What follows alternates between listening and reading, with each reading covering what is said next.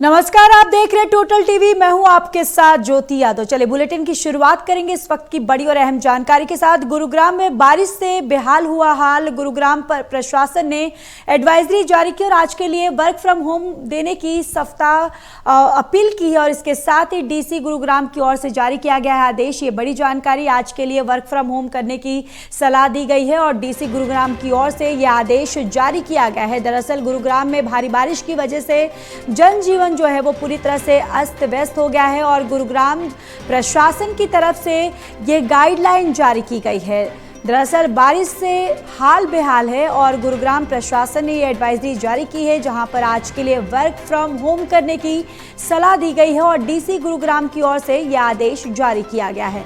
और ये तस्वीरें भी गुरुग्राम की सड़कें किस तरीके से पानी, जो भारी बारिश की पानी से लबालब होती हुई नजर आ रही हैं, जिससे आवाजाही बाधित हुई और साथ ही साथ जो लोग हैं, जो गुरुग्राम के निवासी हैं, उनको भी दिनचर्या में काफ़ी तकलीफ़ें सामने आई है, जिसको लेकर अब देखिए जो एम्प्लॉयज़ हैं उन्होंने वर्क फ्रॉम होम की अपील की है, जिसके बाद अब गुरुग्राम प्रशासन की तरफ से ये एडवाइजरी जारी किया गया है और आज के लिए वर्क फ्रॉम होम करने की गुरुग्राम प्रशासन की तरफ से ये सलाह दी गई है और डीसी गुरुग्राम की ओर से ये आदेश जारी किया गया है।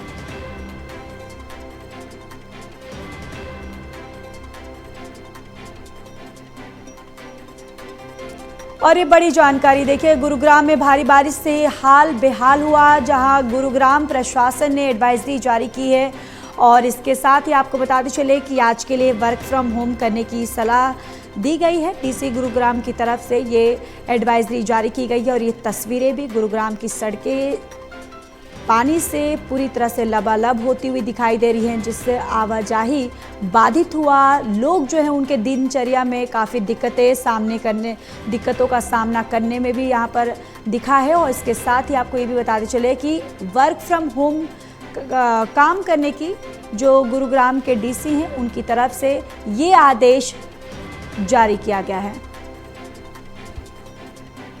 और इसी खबर पर ज़्यादा जानकारी के साथ असिस्टेंट एडिटर ललित नारायण कांडपाल हमारे साथ जुड़ चुके हैं। ललित, गुरुग्राम में देखिए अब बारिश से पूरा हाल बेहाल है, जिस वजह से गुरुग्राम डीसी की तरफ से ये एडवाइजरी जारी कर दी है वर्क फ्रॉम होम की, लेकिन फिलहाल स्थिति क्या है? गुरुग्राम में जो कल रात बारिश हुई दिल्ली एनसीआर में, उसके बाद गुरुग्राम के कई इलाकों में जो है जल जमाव हो गया था। आज वहां से जो है कई जगहों पर वाहनों के धंसे होने की तस्वीरें भी निकलकर सामने आई हैं और कई जगह से जल जमाव की स्थिति भी देखने को मिल रही है।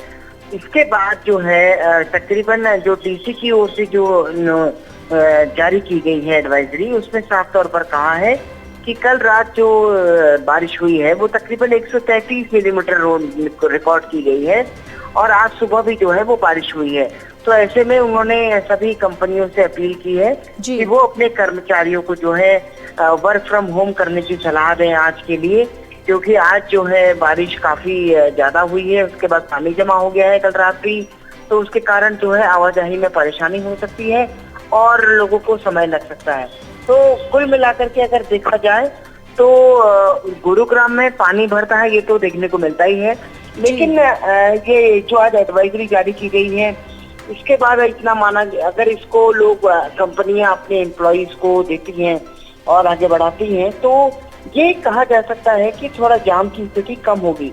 हालांकि अभी जो तस्वीरें वहां से सामने आ रही हैं, कई इलाकों में जाम देखने को मिल रहा है।